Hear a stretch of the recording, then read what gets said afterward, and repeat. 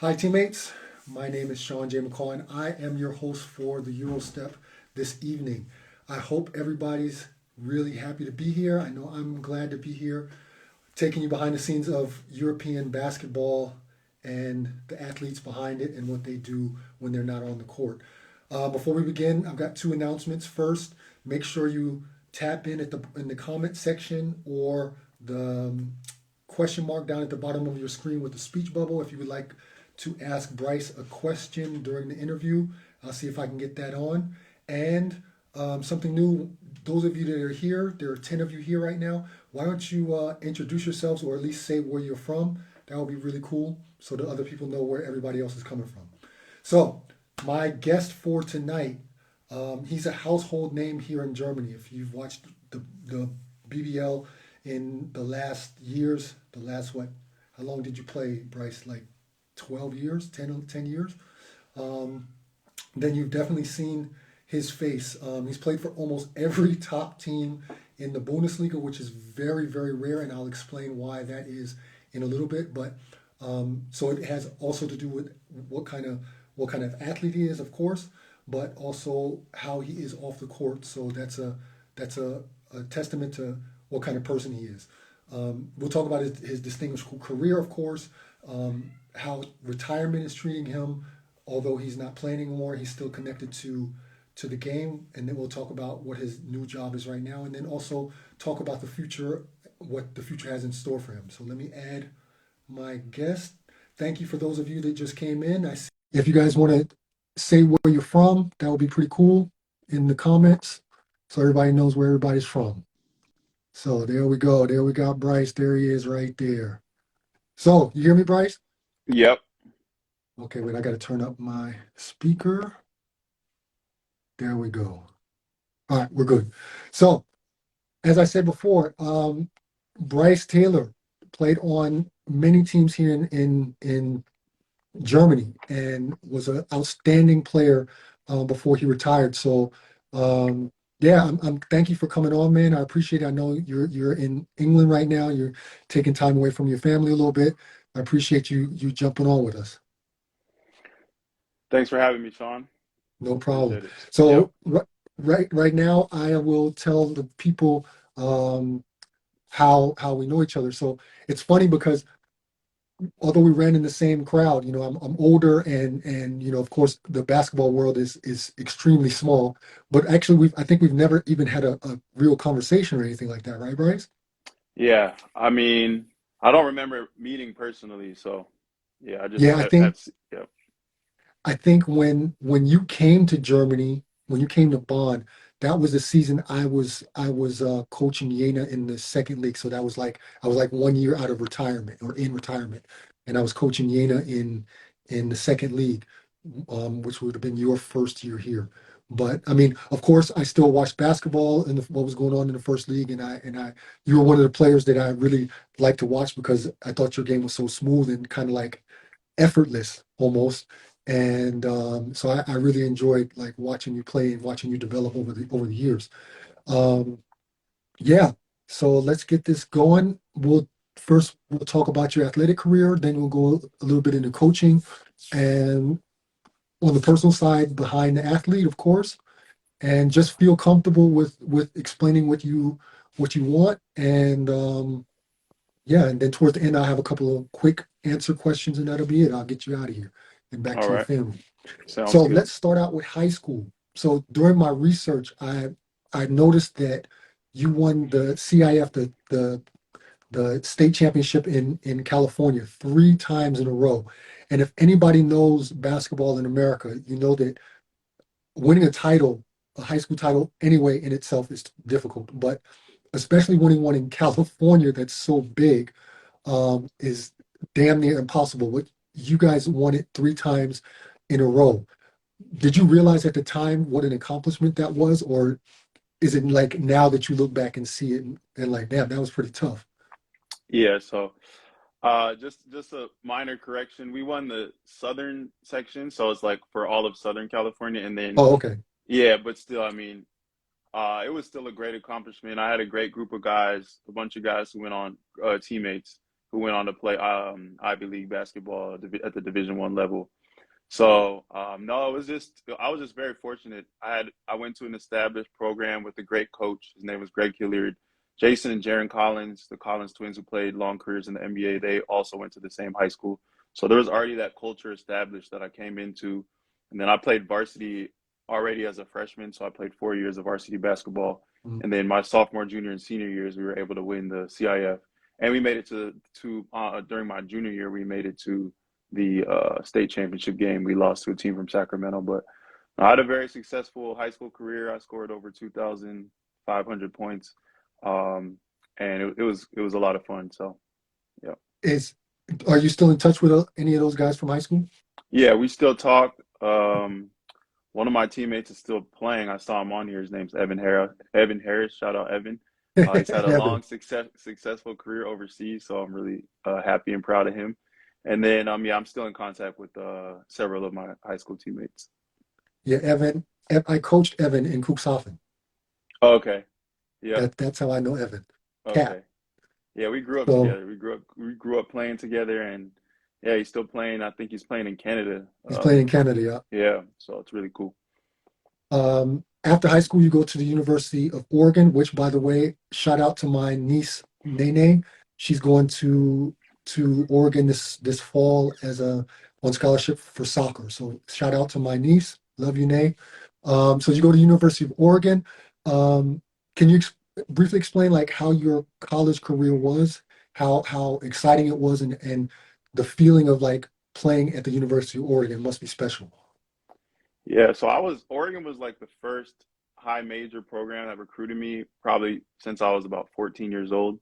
Mhm. They were sending me letters, and at the time, it wasn't that sexy of a name. It was like University of Oregon. I grew up in Los Angeles, so it's UCLA, USC, and then you have all the blue blood schools like throughout the country, Carolinas. My Right. dream school was Arizona, and they actually didn't recruit me. But just I connected with the head coach. Ernie Kent was our coach at the time, and when I went on my visit during my junior year, it just felt special. I could tell they were building something really special there. I connected with the people. I connected with a change of pace as far as the lifestyle went. So that in combination with Nike and just the program that I just felt like was growing, it was a great combination for me. It was something different. And then most of all, I had a chance to play early. I was going to have a chance to start as a freshman. And at that time, my goal was to go 1 year to college, or 1 or 2 years, and then go to the NBA. Obviously, things Right. didn't work out that way, but it just aligned with where I was at that time. And then my experience was awesome. I stayed all 4 years. You build those strong relationships with your teammates. I had an amazing coaching staff. My assistant coaches are now one of my assistant coaches is the associate head coach at Indiana University. His name is Yasir Roseman, and then Kenny Payne was my other assistant coach who just got hired as the head coach of Louisville, which kind of shows you the caliber of coaches that I had there, Mhm. and my teammates who went on to play pro. So it was just a great environment that was conducive to my growth as a basketball player, but also as a human being, and I really enjoyed it there. You mentioned right before that of course your thought was, hey, I'm gonna play 1, 2 years and I'm going to the league. You ended up playing Right. 4 years and never made it to the league in that sense. Right, right, I say this often, like when we're growing up, nobody's thinking, I'm gonna go practice at 5 o'clock in the morning. I'm gonna go practice in the heat. I'm gonna do whatever it takes so I can go to Europe. Like right. nobody, it's everybody's dream to be in the league. But I think nowadays it's becoming more and more in vogue to come overseas, and a lot of people are really trying. It's kind of sexy now to play overseas, you know. Um, and back then, when you were in college, did you think you were prepared to come overseas when you realized, okay, maybe the NBA thing is not going to happen right now, but I'm going to go to Italy. That was your first stop. hmm Did you feel like you were prepared to come overseas? I mean, I didn't know much. I I ended up just kind of through my own curiosity getting a subscription to Eurobasket because I wanted to know like if I was gonna end up going overseas.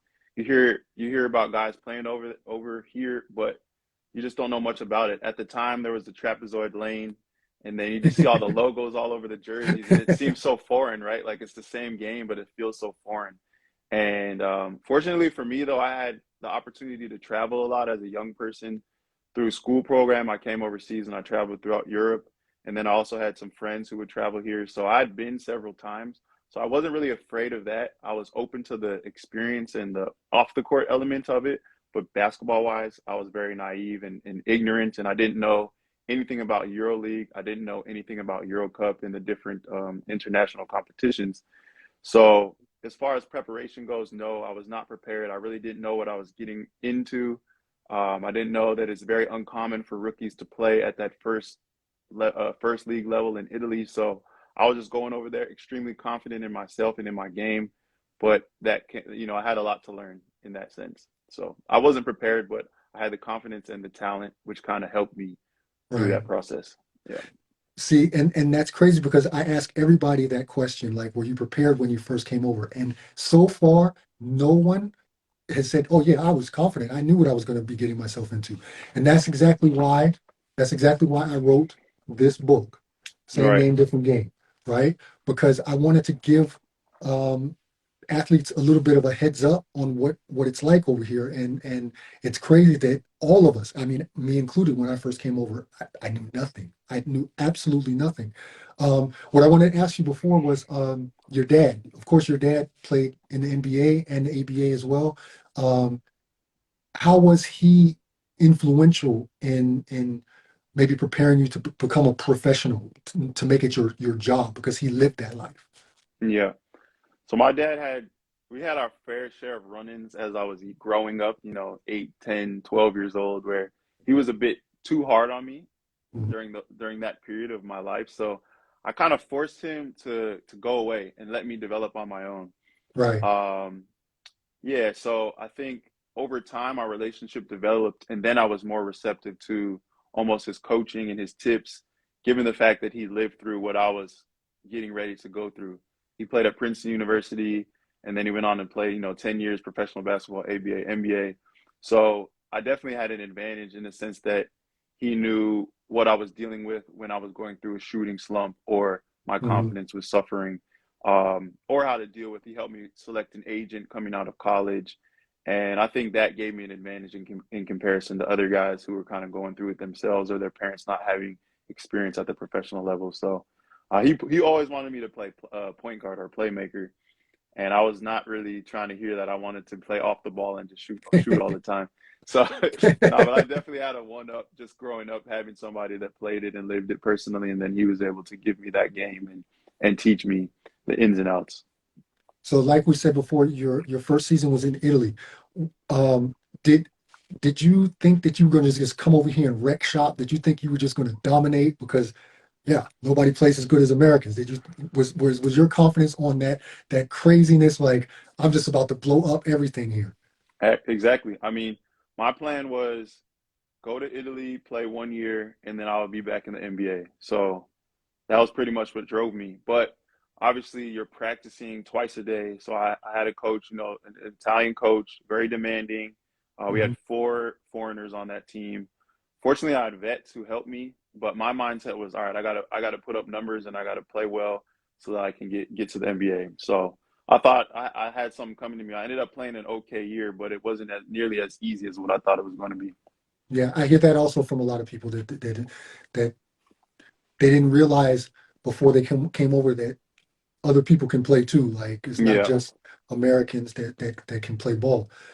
Is there any advice you wish you could have told yourself before you came over to Italy, Yeah, looking back on it?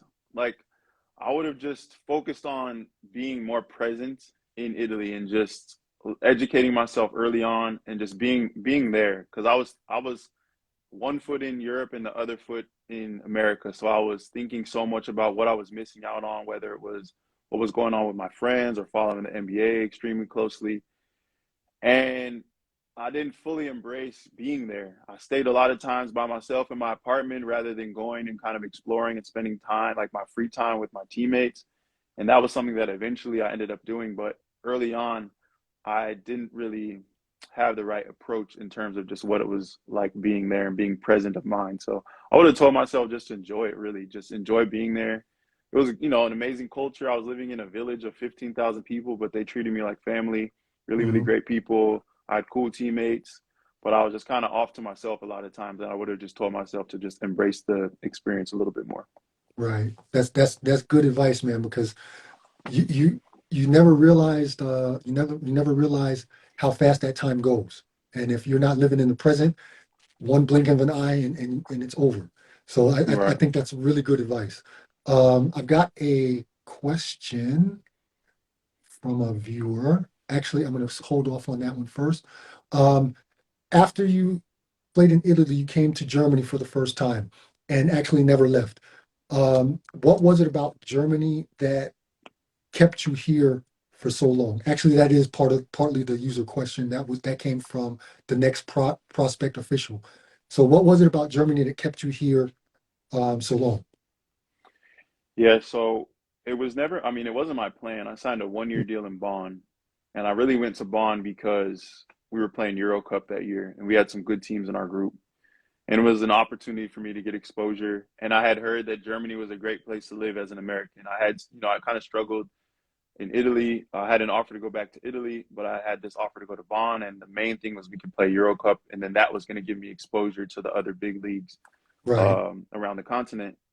But then I just had great teammates there. I had a great coach, McCaw, German legend, and it was a good experience. See, I played okay, but it wasn't really my plan to stay there. But then I ended up that off season. I waited super late to sign. I had offers to go to Israel and some other countries, and then Alba Berlin came into the picture. So it was like at the time, Alba Berlin was the team in Germany. right, There was no Munich. right, Bamberg that that first year, so it was 2009, 2010. Bamberg won the first championship of their run, where they with Chris Fleming as the coach. right. So Alba Berlin was the team. They were playing EuroLeague. They had Julius Jenkins, Emmanuel McElroy, and I was like, if I ever get an offer from that team, I'm gonna go play there. So I ended up getting an offer to go play there, and played okay. Didn't play that much early on. Ended up by the end of that season, we went to the 5 games in the finals. Lost to Bamberg. Had an offer to stay, and we they changed the coach. Gordy Herbert was going to be the coach. Okay, Right. I'll stay again. So it was more so like just coincidental early on. Circumstances. Yeah, exactly. It was just best opportunity for me at the time. So that turns into 4 or 5 years. Then I got to Bayern Munich, and Bayern Munich was the same thing. I could tell something special was brewing there. I had a great connection with Marco Pezic. Svetislav Pezic is my coach. Like, what else do you really need? You have great Right, quality of life in Munich. It's very, it's a great place to live. I felt really happy there, really comfortable off the court, which I thought was allowing me to play better on the court. hmm, And after my first year, I had an offer, a 3 year extension offer, like a 2+1 for a great money. So I thought, okay, I can always get out of that contract, but why not stay here? Like I couldn't think of any reasons not to stay. I just thought it fit me at the time, and it made the most sense. Throughout that period with Bayern, I ended up staying with Bayern for 4 years. I had offers to go to Turkey. I had offers to go to Israel to play for Maccabi. I had an offer to go to play for Valencia in Spain. But I just thought I wanted to have an opportunity to grow with the organization. I was the captain, um, an identification figure, and it just suited me. It just worked. It made sense. And then by that time, we're looking at like 8 years in Germany. I start hearing that I could get the passport, right? So I started to learn the language a little bit and started taking that side of it more seriously. And then finally, I ended up getting a great offer from Bamberg. Bamberg had won 6 out of 7 or 8 championships, and Trinchieri was the coach, and they had something really special there. So I wanted to go be a part of that. So that's just pretty much how my career worked out. It was never I'm gonna stay in Germany forever. Like I love the people, I love the country, I love how organized and structured and how everything right. functions. I feel safe. I could go out at nighttime. I'm not looking over my shoulder. I made great relationships with my German teammates. So it was just one of those things. It was just like my destiny to stay there. And there are a lot of great things about the league. It's very professional. You know Yeah, you're going to get your money on time. yeah, I had the best coaches in the league. I mean, if I listen, I played for the best coaches in the last 15 years in the league. So when I right. put all of those factors together, it just really made sense for me. Like, so you talked about it yourself that you played for really the top teams here in Germany. And what I said in the beginning that I would talk about why that's unusual. Um, that's what I want to get into right now. Back when I was coaching Jena, so basically when I was my last season playing, I went from player to coach halfway through the season, Hmm. and we were in the first league at that time. And so I had to go to like league meetings and things like that. While I was at one league meeting, kind of through the grapevine, you kind of hear a whole lot of things from different coaches, different GMs, stuff like that. And one thing that really hit me was that there was kind of a I don't know if it's still like that, but back then it was for sure like that. That a lot of teams they had kind of like a gentleman's agreement that they wouldn't take players from other Bundesliga teams because that would drive the prices of players up. So if you played for Alba and Hmm. Bamberg wanted you, then they would start having bidding wars, and they thought that that wasn't a good thing for the league. I don't know Okay. if it's I don't know if it's still like that, but it was like that back then. Yeah. And so that's why I said it's really a testament to your off the court personality as well, that you were able to go to different teams, different very high level teams here in Germany. Because I mean, I really think that that was the case back then. And what do you think was it besides your athletic talent that these top teams were so interested in having you on their team? Well, one of the things well, on the court, I prided myself in being able to play in any situation, any playing style. I was like a glue guy. So I just moved the ball. I always defended at a high level and I Yeah, took good shots. So like I'm easy to play with. I'm not really demanding in terms of needing the ball in my hands. I can switch defensively. Um, and so you could kind of place me in different roles and I would still be able to adapt and adjust. And especially on those high level EuroLeague teams, nobody's playing 35 minutes a game and nobody's exactly. averaging 20 points a game. Everybody's averaging between 8 to 13 points. So Right, you need guys who are able to embrace that style of play and who can adapt, like from a high usage player at a lower level to a role player, a team guy. And I think guys who are able to make that adjustment usually can move up higher or quicker. There's always going to be the Mike Jameses and the Malcolm Delaney's, but you need guys who can fit and play a role and be, like in the ACB, the Spanish ACB teams, they play 10, 11, 12 guys in a rotation. And can you be productive in 3 or 4 minute stretches? And you right. have to be able to make that adjustment mentally and with your playing style.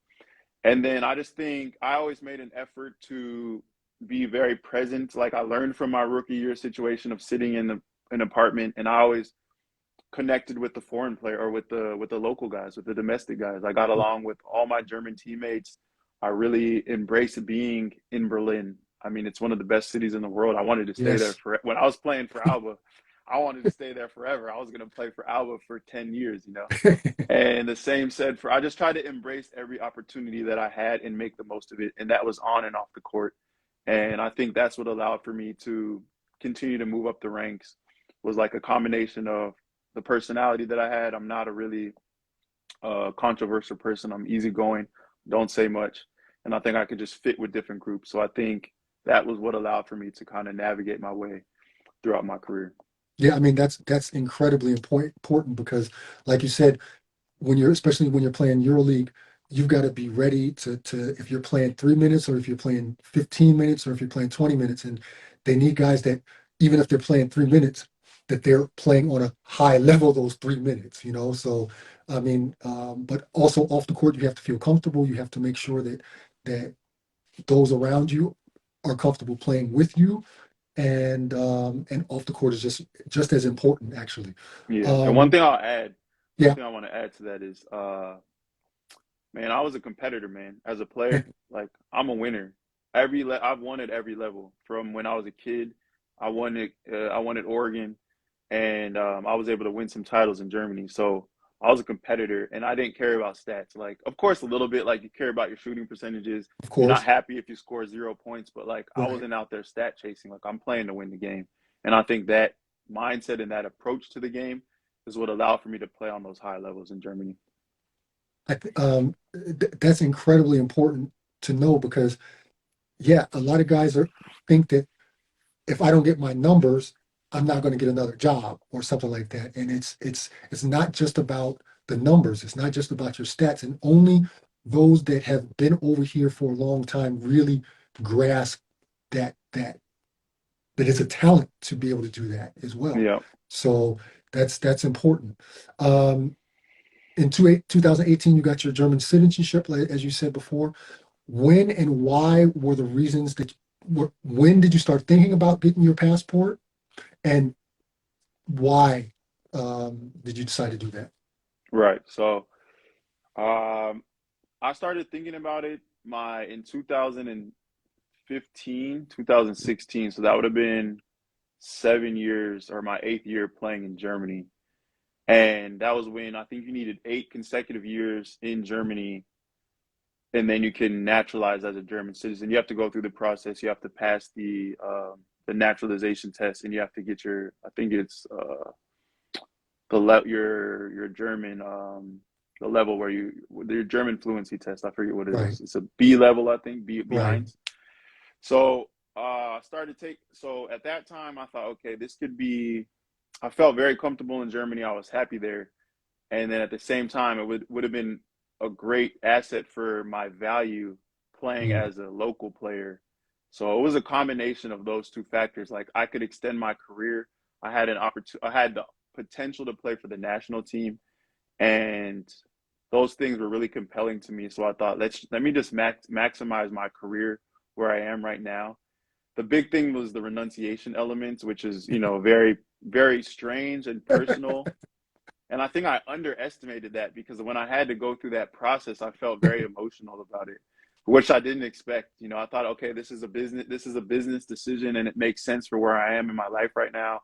Obviously, there's a financial element because it was as I was ended up going to Bamberg, and I had it was big money on the table, but I underestimated the emotional element of that. mm. So I had to go through the process, like go to the consulate in or the embassy in Frankfurt, Oh, Frankfurt. go through that whole process, and then finally, a few months later, I was granted my German citizenship. Even and then I didn't have my U.S. passport anymore. So that was a crazy process. And looking back, I don't know that it was 100% necessary, but I went back and forth on that decision for a year, honestly. And I had a bad injury during that year, so I was thinking, do I even need this? Should I do it? But I reached out to all the people in the business that I trusted, my family, and we talked it over. And then I just finally decided, all right, I'm just going to go for this. And eventually, if it's meant to be, I'll make my way back to the States. So, I mean, I went through the exact same process. I have the Austrian citizenship, and I also had to give up my that blue passport. And they really make sure that you know what you're doing. They make you go through all kind of hoops and whistles and bells to make sure that you know exactly what you're doing. And I remember um, when I the last time I had to go to the embassy to give up that blue passport, that was a weird thing, man. That was a really weird thing. And I remember when I gave it to the lady at the counter, I kind of like held on to it for a second, and she was like, "Okay, you can let it go now." And I yeah, was like, "I don't know if I really want to do this," but I mean, in the end, I think I was about. This was over the Christmas time, so everything is shut down. So it was really weird for me because I was about probably 10 days, 12 days stateless. I didn't have hmm my passport. I didn't yeah, have I didn't have anything stating that I was an Austrian yet. And if something would have happened back home to my family or something like that, I couldn't have traveled. Like that was a very unsettling, uneasy time for those 12, absolutely. 13 days. Yep, yep. So I know Yeah, exactly, I know exactly what you're going through. yeah. Um, so it always interests me when players retire when they're still playing at a high level. I retired when I was 34. And you were 34 as well, or hmm how old were you? Yeah, I was 34. Yep. I made the decision like on my 35th birthday, but my final season was my 34-year-old season. So for me, I never wanted to play past the time when I could play on a high level. That was very important to me. I didn't want people to be looking at me like, oh, Sean is just playing money, just playing for money, or the milk is gone bad. Like hmm I Yeah, never wanted that. I wanted to go out on my own terms if possible without injury. And I wanted to go out when I knew that I was still able to play at a high level. So you left the game when you were at a very still playing at a very high level. How hard was that decision, and what kind of brought on the change? Was it because you wanted to start something new, or did your body not feel good? What was the process behind that? Man, there were a lot of reasons, honestly. Part of it was opportunity to come back home and pursue my career on the other side of my like at my post playing career. It was a little bit family oriented as far as my daughters too, and my family hadn't met her yet because of COVID, and I wanted them to have an opportunity to spend a little bit of time with her. So moving to the state was very interesting for us at the time. From a basketball perspective, I could have still played. Um, I had an offer. I had interest in offers to go. I had an offer from Heidelberg to play there. But finally, my body, I just didn't, I wasn't good anymore the way that I used to. Like, I just couldn't, the day to day. Like, if you ask my guys who I played with last year and my coach, Pedro Calles, like, I couldn't practice half the time. Yeah. And I just wasn't the same player that I once was, which is inevitable, right? Like, not Right. everybody's Ricky Paulding or LeBron James.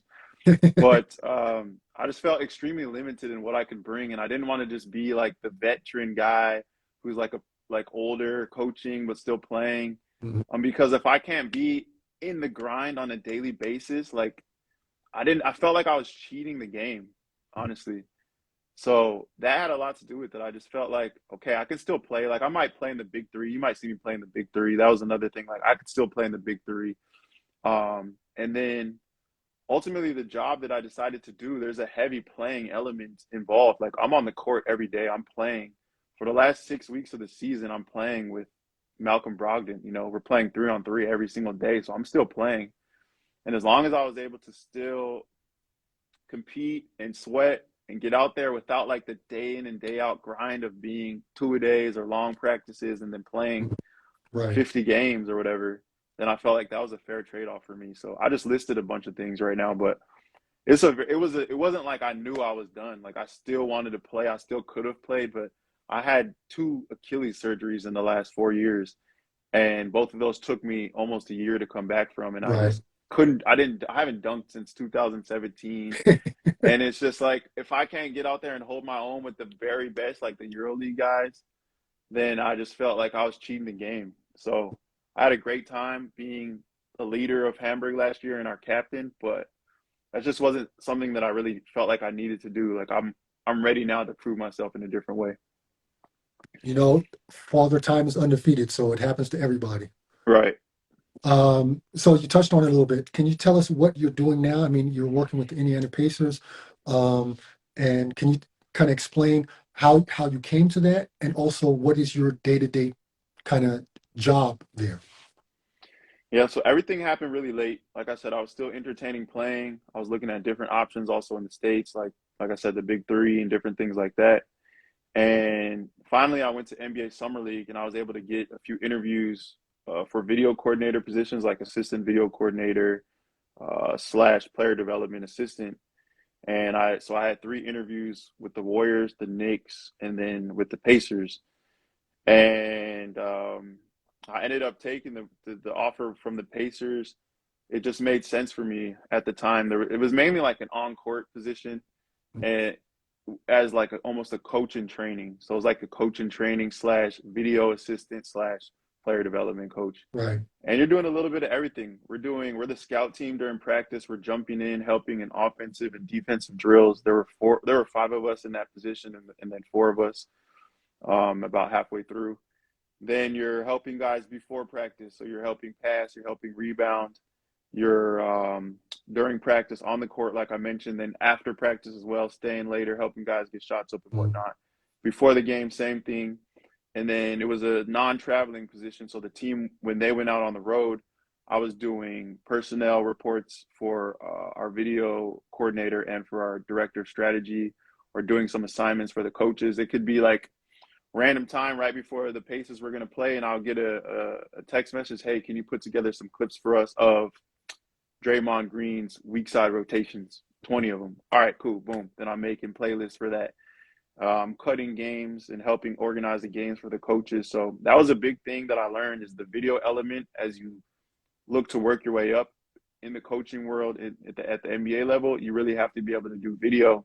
And then every organization is looking for guys who either played high level college or are coming off their career in the NBA or overseas who can be player development coaches. Because you got to get out there and be able to bang bodies and Be defend and hold. active. Yeah, you got to be able to hold your own. Like I'm stretching. I'm stretching 2-3 times a day. I'm getting my water intake right. I'm eating relatively healthy because otherwise, I wouldn't be able to hang out there with the guys. So um, that's pretty much what it is. My it's just a part of my process of developing and understanding what it's going to take for me to coach at this level, whether it's at the G League, collegiate, or NBA level. So I'm just in that process right now, transitioning and learning step by step. So, I mean, you work with some of the best athletes in the world.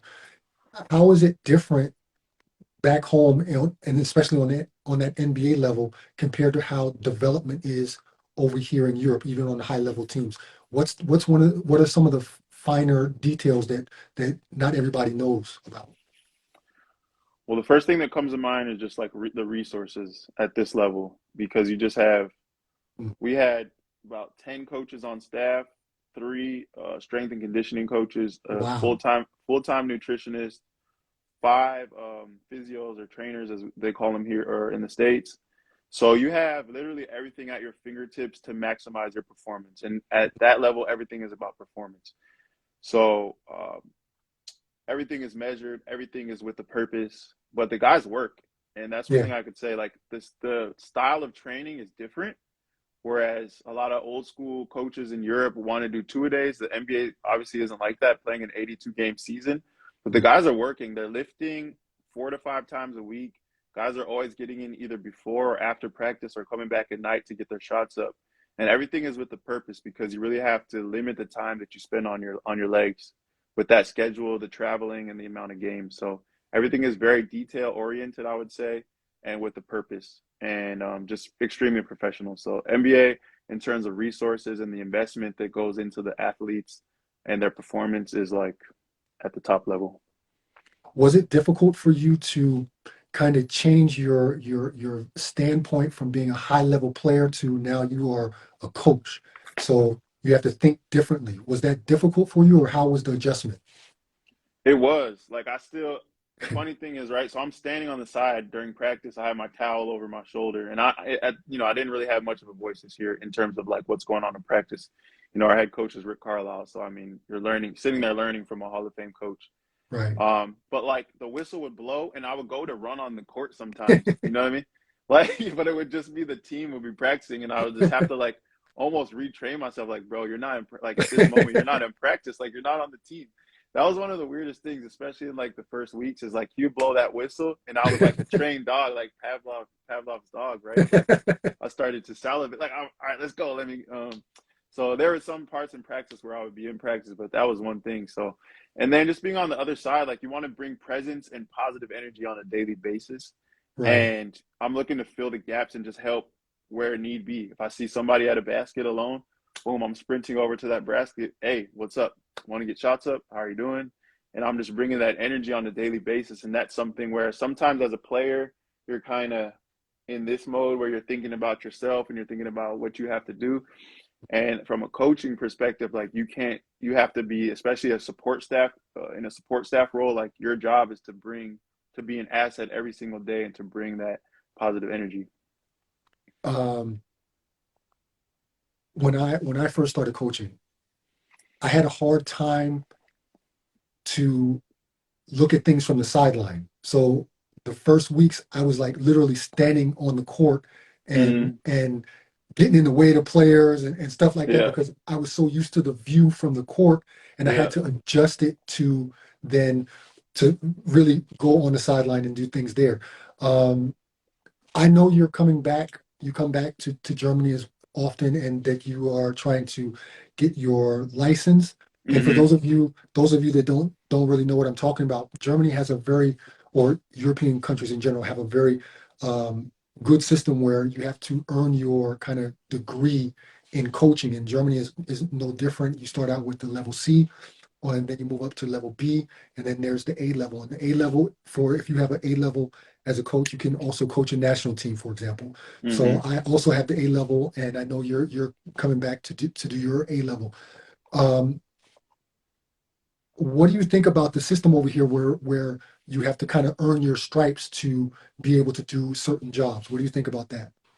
Yeah, I mean, it seems like it's a good process. I'm still learning about it, honestly. I just set myself up to and I had a coach help me, Mauricio Paro, who's the assistant coach at Bayreuth, help me just to understand because I guess when you've played a certain amount of years in the BBL, then your process or you're an ex-national team player, your process looks a little bit different. You can go Right, straight to the B license and right. then the A. So for me, it's just about acquiring that experience and just learning and going through that process. And eventually, like I would love to coach at the national team level. I have a relationship with Gordy. I played for him for a year and played against him for many years. But just I want to go through that process and just make sure I have that just in my pocket in case I do end up coming back to Germany, so that I can either coach at the national team level or coach at the BBL level or Right. whatever level that's available to me. So it's just another tool for me to have, and it's something that's necessary with the coaching world. Okay, let's move a little bit into your personal life. You're married. You have a wife. Your wife's name is Jennifer. Jennifer, right? Yes, yes. And you recently announced that you will be having your second daughter. Hmm. Congratulations on that, first of all. Thank you. I can tell you being a girl dad is incredible. I also have daughters. Um, how how has fatherhood changed you and not as a player, but as a man? Just there, I've been going through a transformation over the past probably 5 years, I would say. And becoming a father was, I always wanted to be a dad. I always wanted to be a family man, but actually bringing that to fruition has been amazing. And it just makes me more responsible, I would say, and Mm, accountable. I'm more organized and I'm planning further into the future while maintaining that being present, right? Because your daughter's calling your name. You can't be, in your own world. Like I find myself sometimes I'll be on my phone and then my daughter will be calling me. I don't want her to have to call me multiple times. Like the first time she calls me Papa, like I got to be right there for her. So right. it's just added to that. It's just helped me grow, become more mature, more responsible, and it really is the best thing. Being a dad is incredible, and we're very excited to have another daughter. So it's a little. I don't know. Now that I have that experience, that I'm not stressed. Having a son was something that I was feeling a little bit anxious about. It's different, something new. Because right, I've had a girl, and of course, our new daughter, she's going to be her own person, a new personality, but she's a girl. So, and having a son will be a little bit different. So I'm excited, man. It's going to be a lot of fun to have two little girls running around. I mean, you spoke on it earlier, like the relationship with your dad and how you guys bumped heads and things like that. It was the Yeah, same with me and my dad. My dad was also a player, and he just thought he knew everything better, and so we often butt heads as well. And I I I can say that for my youngest daughter, she plays and she's 11 now, and there is no way in hell that I would ever want to coach my daughter. Like I just want to yeah, be the dad in the stands, rooting her on and things yeah, like that. Could you ever imagine? I mean, you got a little bit of ways, but could you ever imagine coaching your for daughters? sure, for sure. It's funny though, but you coached, so you have that experience. Like I'm a new coach. Like I'm not somebody who coached in the off season or ran my own camps or anything like this. So I'm like coming into this coaching experience and everything is fresh. So as of Right. now, like I would definitely, I've been thinking about it. Like I would definitely coach my daughter's team. Like, and that's another thing. Like being a dad, I think it's helped me as a leader because like she's watching everything I do and the way Right. that I communicate with her has to be very calculated and on point. Like it's no wasted words because she's Mhm. paying attention to everything. So it's like I'm finding that being a dad is helping me in this coaching space as well because it's just making me a better communicator and a better leader. So, but yeah, I'll definitely like I remember Kobe, RIP Kobe. He was coaching his daughter's team, and I could definitely see myself doing that. I mean, Kobe kind of made it cool to have daughters, Right. right? I mean, Absolutely. the term girl dad came from basically from everyone watching how Kobe interacted with his daughters. Yep. And I can say like having a daughter is crazy, you know, and but I definitely don't want to coach my daughters. My daughter, give her tips, yes, like we go in the backyard, she shoots, I videotape it, I show her Hmm. her form and things like that, and she learns like that. Hmm. Um, but as far as the day-to-day grind coach, nah. I give her to her team. She Yeah, has good coaches. I'm great. happy with them, and they're developing her nicely, and I'm very satisfied with that. I just want to be in the stands, being able to watch and root her on, and be the tall guy who everybody wonders if I ever played basketball before. Yeah. My last question in this section revolves around something that's dear to my own personal heart, which is, you know, giving back to players and helping players, educating them. Um, you posted something really interesting last week, which had to do with players informing themselves about agents and things like that. Can you briefly say what that was all about? Because I thought that was very poignant what you talked about. Yeah, I just think that I think what sparked it was there was a post about the company that was representing me as the last years of my career. They have the most EuroLeague players in. They have the most EuroLeague players, the most amount of EuroLeague players in comparison to the other agencies. Right, And I just think what we spoke about earlier in this conversation, in regards to when Americans come to play overseas, there's more information out there now just because of social media, but guys have to inform themselves and to educate themselves and do their research. And I think it's really important because that can really impact the direction of your career. And some yeah, guys come over here and they might either chase money or not do that research, and then that could end up for them being in a situation that doesn't go well, and then that could be it for their career overseas. And some guys come exactly, over here and they say, I'm never going back. So I think you have to inform yourself about agents. You have to inform yourself about the team, their history in paying players, their professionalism, the coach, the city, style of play, what your role is going to be, the history of Americans that have played there. Reach out to previous guys who have played for that team and for that organization, because organizations that have the same management and the same ownership, they're going to have the tendency to do things the same way, right, and they have relationships with certain agencies. There are certain agents which pretty much run organizations throughout Europe, and it's just an entire world over here that you have to learn about. And I just think it feels so foreign as an American, so it's easy to underestimate the yeah, politics that are involved in the process that goes into establishing yourself over here. But I think as a young player, your best bet is to do that yourself and take responsibility and accountability exactly. for your career. It's your Thank you. career, not an agent's career. An agent is going to get a 10% commit, or maybe it's, I think, wait, 10%. I It's think it's 10. It's still okay.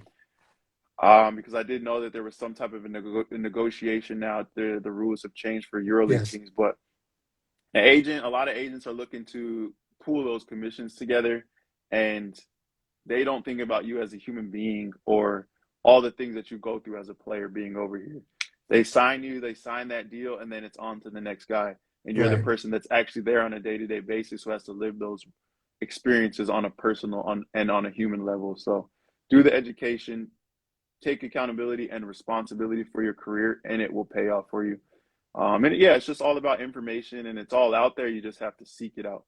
So But here's the thing, like for for let's say a guy coming from North Carolina, he's going to have a lot of guys, a lot of agents contacting him.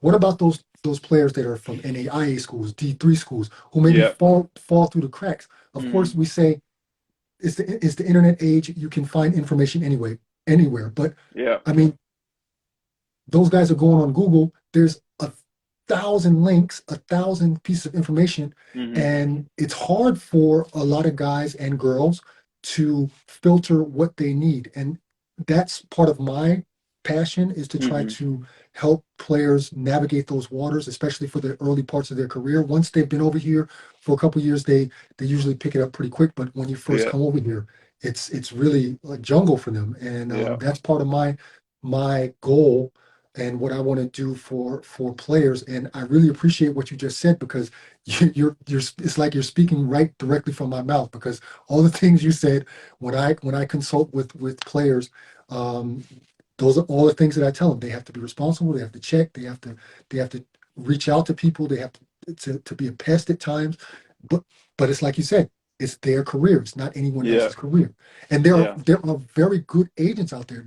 I am not an agent hater by any stretch of the imagination.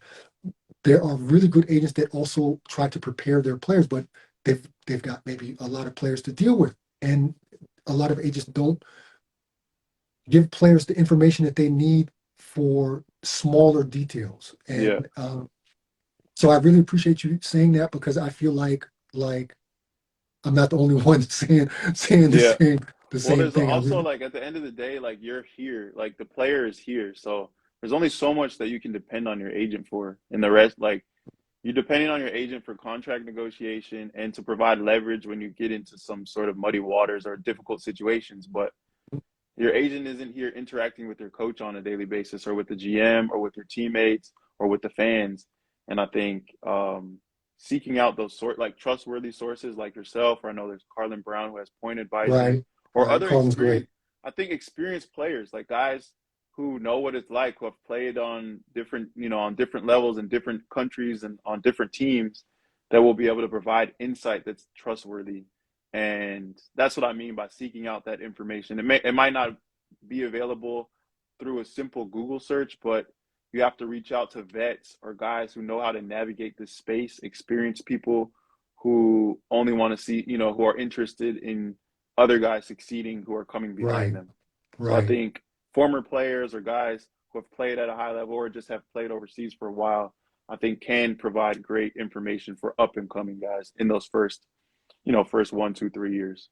Excellent, excellent, man. Yeah. So that's the end of the first part of our interview. The main part of our interview now. I just got a couple of quick answer questions, and I'm gonna put you on the spot right away. Name the favorite team that you played on here in Germany. Oh, I know I'm putting you on the spot, but that's easy. No, that's not even hard for me. Like Bayern, my experience in Bayern was amazing. So Bayern Munich, easy. okay, okay. Yep. I thought you were gonna have to. I thought you were gonna have to be diplomatic, but you Nah, came I right love out. I love Berlin too, but like I was 4 years with Munich, so that's an easy call for me. Right. So you were a very good defender. But who in Germany, when you knew you had to face them, you were like, okay, I got to get some sleep because this is going to be a tough one. Who did you play Yeah, against that gave you fits? yeah. The one who I had to be super. I mean, the easy one is Ricky Paulding, but that's like Right. very obvious.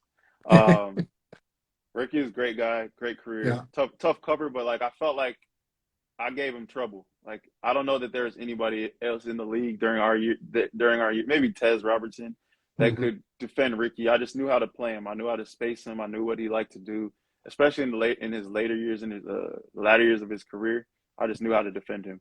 And then another guy was two guys, Brad Wanamaker. Hated playing against him. Just couldn't stop him. Like he's either getting to the foul line, pulling up for behind the pick to shoot the three, or getting to the rim. The dude is just unstoppable at this level. And then Will Clyburn, I would say. Yeah, he was tough too. Yeah. Yeah. He was Those tough three too. come to mind. So EuroLeague finals or NBA finals, half court seats, where you going? Uh NBA finals. I'm gonna be at the EuroLeague finals anyway, so NBA Okay. finals. Okay. Yeah, yeah, Last one. Give me a good story from your EuroLeague days. yeah. Oh man, this one's gruesome. Um, so it just touches on the intensity of like the crowds, right? So there was my first year in Bayern Munich. So this would be 2013, 2014. We went to go play Partizan Belgrade, which was in the Ooh, EuroLeague at the time. And that was the only game I missed during that season. I had a sore toe, and my big toe was killing me, and I could barely walk. So I sat out the game. And as you know, there are those ledges behind the bench that come over the top of the they bench cut, yeah. to prevent, Those yeah, plastic, those clear exactly, things that come over the top. to prevent fans from throwing bottles, coins, lighters, etc. But they have like one side is pretty much all of their hooligans, or however you would call them, the more intense fans. Right. And I'm sitting on the bench throughout the game, crazy game, back and forth. We end up losing the game. I'm sitting on the bench with my warm up suit, my hoodie, and I come back into the locker room after the game, somebody says, "Hey, Bryce, you have some stuff on your hood." I turn my hood, I take my jacket off. My, I look at my hood, and there's the just spit, like loogies of spit all over the back of my hoodie on my hood. So it was a nasty story, but it just kind of touches on the intensity of the fans. I played in Galatasaray in Turkey in Istanbul. Crazy environment. Playing in Red Star in Serbia, in Yeah, I Belgrade, played there too. Serbia. That was that. Hey, when I played in Red Star, that was their first European Cup game after the war.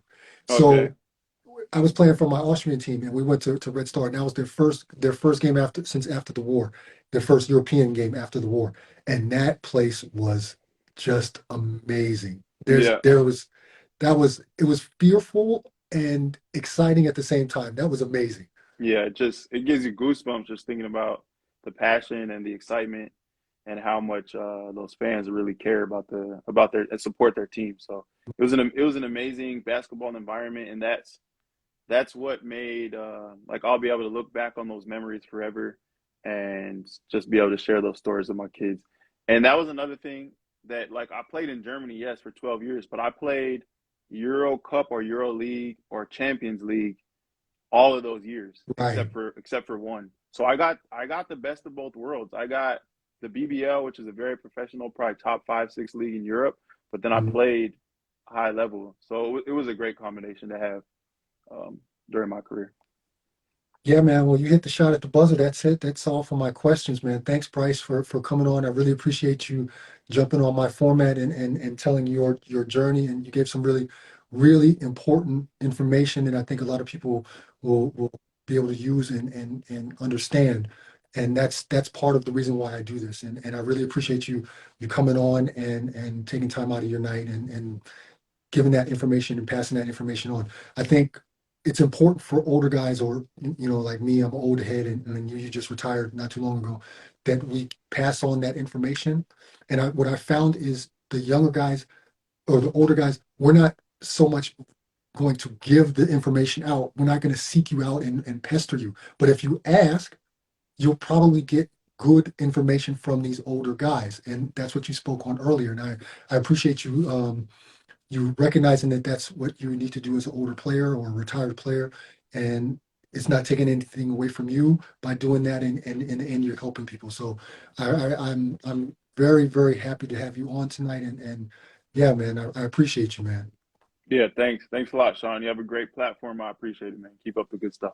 Thanks, man. Have a good Yep. evening, and I'll talk to the rest of the people while you get out of here. All right, cool. So Yep. thank you, teammates, for joining us. I think that was an excellent episode with Bryce Taylor. He really gave some insightful views and comments, and I look forward to hearing what you guys have to say in my comments and things like that. Um, yeah, I mean that's what it's all about. That's why I do this to give the valuable information out to those who need it. And yeah, so give me a follow.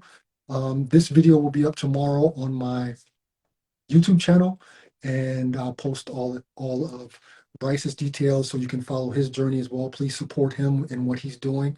Uh, let's hope that he develops as a coach and really finds his way to the highest levels of either the NBA or Euro League or the BBL, or doesn't matter. Um, yeah, so that's it for tonight. I really appreciate everybody who stopped through, and yeah, that's it for tonight. So hold it out. Be safe.